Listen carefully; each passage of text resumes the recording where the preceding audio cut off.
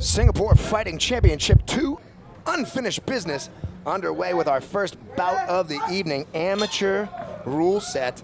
These guys are about to get underway. I'm very excited about this match. Again, the grassroots of MMA in Singapore, growth. It's all about that. Red corner, again, looking to grab the trip. Keeps on putting the leg down, and they are in body lock position, but they are not getting it. Back up against the ropes. And Matt Polino, who's just joining me, once again, we're going with what rule set?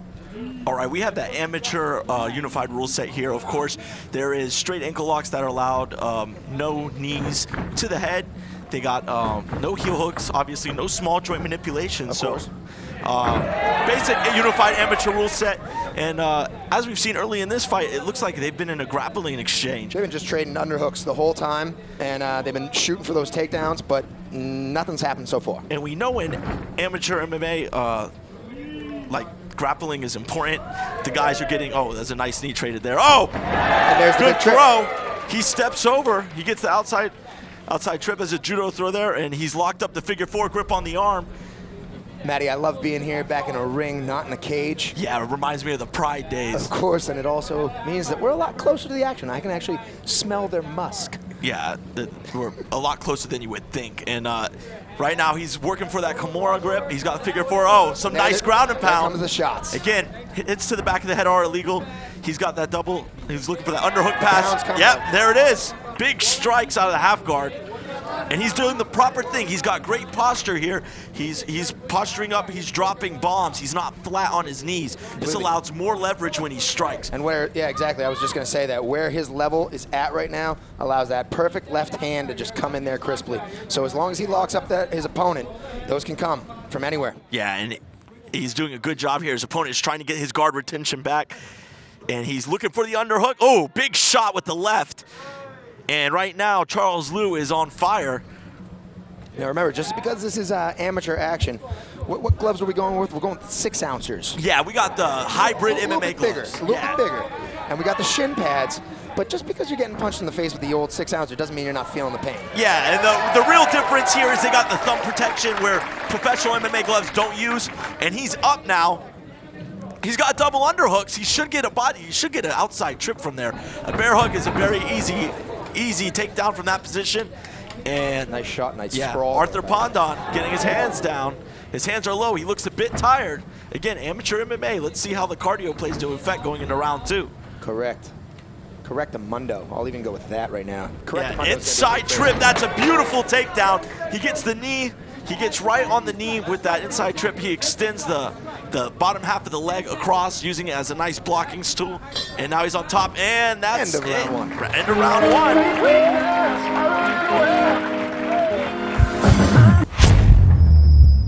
All right, Isaac Yap has them get back into their corner, and the stools are out. We're getting ready for round number two. Some dominant action there by Charles Liu in the first round. He's able to establish ground position and land some heavy ground and pound. Whoa, Arthur Pandaan looking for those big shots.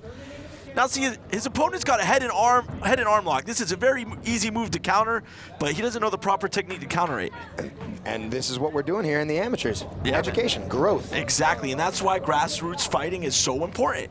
So when they get to the professional level, they're not making these same amateur mistakes. Of course, but I like how you bunny-eared it there for the crowd. They could all see you bunny-earing it. When he said amateur, he had his fingers up and he bunny-eared it. I love bunny ears. And right now they got over-unders. And it's interesting, you know, when you fight in a ring, it really favors the striker as far as the grappler. There's no edges. There's no edges that you can use to cut off your opponent. And again, your feet can step outside of the cage. That one looked a bit low. And Isaac Yap did believe it went a little bit low. No, it was low. That one landed right on the cup. And like you always... Ladies and gentlemen, remember, if the knees go low, our referee does have the option to give time. As many of the gentlemen in the audience will know, getting hit below the belt doesn't feel great. We believe in procreation here at SFC too. And we want all of our fighters to be able to breathe. And he's jumping around. He's got to get the air back underneath him. He seems winded. You know, I think he should have took more time. I would have taken my time. Oh, nice uppercut. But he's smiling. He's smiling, but checks. Oh, he catches a big shot there as well. And we've talked about this quite a bit, Matty, as we've worked over the years. The rotation. You know I'm all about those rotation. Oh, nice takedown. But he doesn't get his hip across when he rolls through. And now Charles Liu is on top. He's going to try and finish it. But Arthur Pandaan swims underneath that leg. Could be looking for an elevated sweep here. Now, where are these guys from, each one of these gyms? Now, we have Arthur Pandaan's from BJJ Singapore, which is why he seems a bit comfortable here. But it's only 3 3-minute rounds, you know, and we're going by the unified rule set. You can't stay on your back when you're losing the fight. Right. You know, in BJJ, you can set it up, you can get advantages. It doesn't work like that in MMA. So he's going to have to get out of this position or risk losing the second round, as I feel like, of course, I'm not a judge and we see crazy things, but I feel he's already down 1 round. Of course. And I totally agree with you, Matt. And again, it'll just be interesting. We got the other guy coming out of, so we got BJJ Singapore and we got Evolve, don't we? Yeah, Evolve's probably, and those are some heavy punches.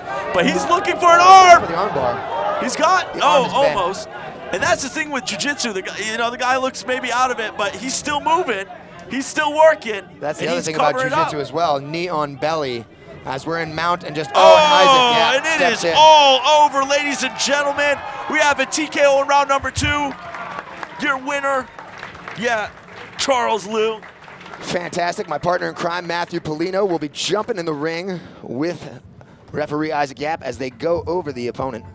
Again, that was fantastic action in our first bout here at SFC 2. And your winner by way of TKO in round number 2, fighting out of Evolve MMA, Charles Liu.